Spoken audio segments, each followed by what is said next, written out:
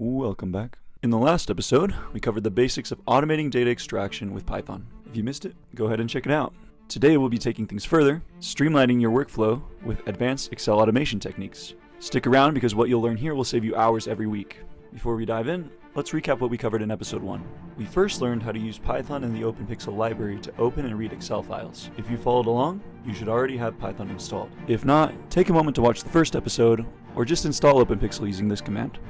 This is the same powerful library we'll be using to step up your automation game today. Let's jump straight into opening the Excel file again, except this time, we'll build on what we learned previously. This should look familiar from episode 1. Once the file's open, we have all the data at our fingertips, ready to be organized. Here's where we start making real progress. Last time we added data to this spreadsheet. Today, I'll show you how to refine that process using dummy data from a student database. We'll do everything from splitting names and separating student IDs to sorting grades automatically. Needless to say, this can be applied to business scenarios as well. Notice just how easy it is to break down complex data into something more usable. In episode 1, we opened files. Now you're extracting exactly what you need: names, classes, and even grades with precision. This could just as easily be used to sort customer names, addresses, and even purchase orders with just as much efficiency. Rather than working on a single sheet as we've done in the past, let's take things a step further by automatically creating a new sheet for each class. This process saves you from the chore of sorting through messy data manually. And just like that, your sheets can now be created automatically. This step turns what used to be a manual error-prone task into a seamless automatic process. One very important reminder before we move on: make sure to always save your workbook and close it after making changes. Otherwise, you will not see the changes in your workbook.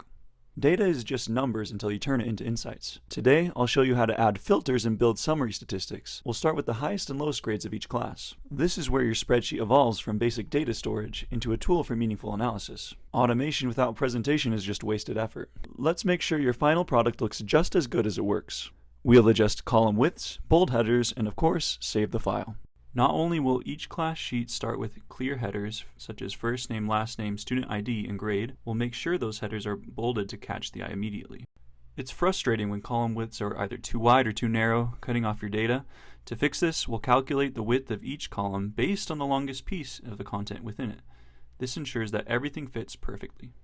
Now your spreadsheet isn't just functional, it's polished and professional. That's just the result of good automation. And there you have it, advanced Excel automation simplified. You've taken another huge step towards mastering Excel automation, but we're not stopping there. In episode 3, we'll explore automating data validation and error handling so you can avoid mistakes and ensure your data is flawless. Make sure to subscribe so you don't miss it, and if you found value in this video, give it a thumbs up.